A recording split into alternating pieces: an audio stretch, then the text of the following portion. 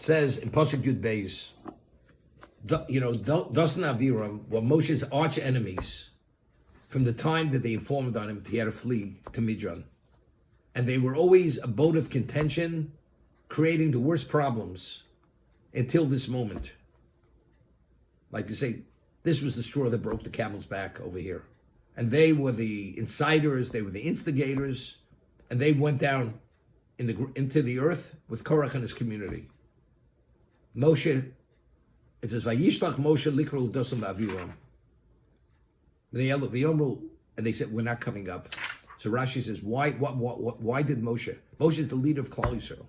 These people are agitators and a lot worse than that. So Rashi says, take a look in Rashi Beis, Mikan she machzikim memachlokas. From here we learn, as bad as things are, you cannot fuel argument, fractionalization. If there's any way you can diffuse it and to restore peace in a community, at all costs you do it. Moshe Rabbeinu, Moshe mechazer achreim lashlimam b'divrei shalom. Moshe, he went to them to restore them with words of peace. So from here we see a machzikim and machlokis. It's something phenomenal. Now, what was the basis for Korach's mutiny against Moshe? Evidently, it wasn't absolutely clear that the word of Moshe is the word of Hashem, right? That was the basis for the mutiny. He claimed it's nepotism. You chose your brother to be the Kohen Gadol, you chose your nephews to be the assistants, you chose Elitzophan to be this, but it's a Dvar Hashem. What was the value? And I said, why did God give Korach this degree of wealth, which was unheard of, untold wealth? Again, it was only he should be able to fuel this mutiny. Because what was the end of the day? What was the punchline? Punchline was, Moshe emes Torah emes, anachnu badoim. Moshe is true, the Torah is true, and we are liars. And it's unquestioned, uncontested at any level from that moment going forward. If that wouldn't have happened, you realize we could have another Korach in the future. This issue could rear its head again. So Moshe, you know something? Moshe knows what's happening, what's going to happen if they don't back down now. They're going to be destroyed, you know something? But we'll look at the value. If they go down into the earth, it's Moshe emes Torah emes. So why is Moshe so-called meddling? He's meddling with something which will bring about the ultimate result. The answer is, that's not your issue. Machlokas is something which is vile, negative, and if there's any way you could quell it and diffuse it, that's your obligation. But what about Moshe emes? You know something? That's Hashem's problem. That's not your problem. That's not your problem. You have to be Maser Achar Shalom. You have to try to restore peace.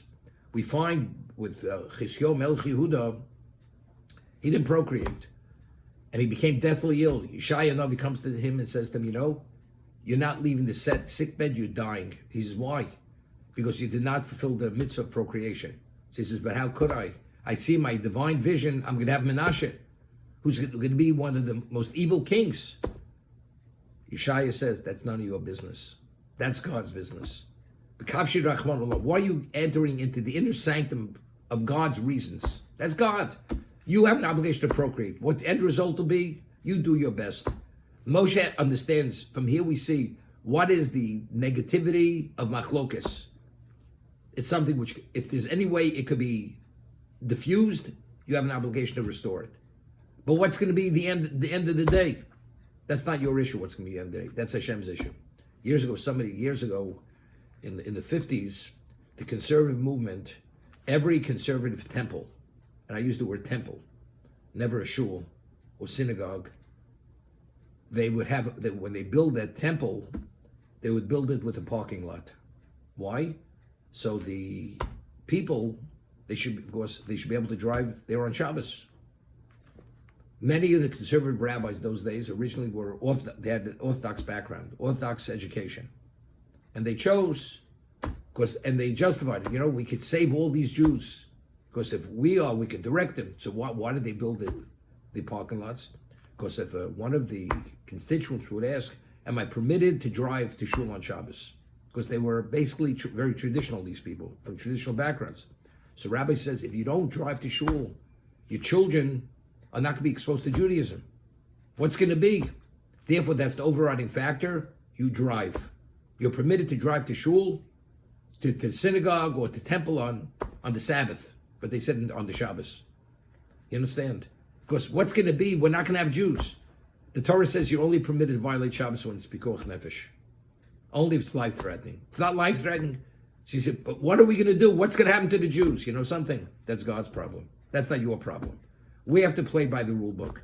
The rule book says you're only permitted to violate Shabbos only in this particular instance. Any other instance you can't. Yeah, but what's going to be? What's going to be? That's not your issue. That's Hashem's issue. Moshe Rabbeinu, what's going to be Moshe Emes Torah Emes? That's not going to be the end of the day, but that's not your issue. That's Hashem's issue. What you have to do, your responsibility is to diffuse machlokes and to restore shalom. That's your issue.